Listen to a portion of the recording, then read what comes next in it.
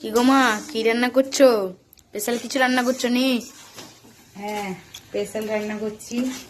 এই যে হয়েছে এখানে পটল ভাজা, আর হয়েছে বেগুন ভাজা, আর এখানে মাংসটা দেখো, মাংসের কালারটা হয়েছে এইভাবে। এখনো জল দিইনি, কষা চলছে।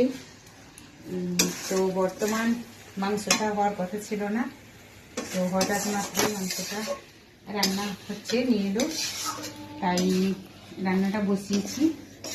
তো বর্তমান এখনো জল দেওয়া হয়নি।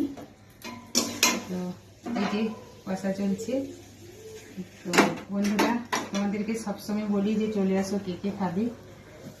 তো আজকেও বলছি তোমরা চলে আসো, যে কে কে খাবে, কে কে খেতে চাও আমার এই ছোট্ট রান্নাঘরে।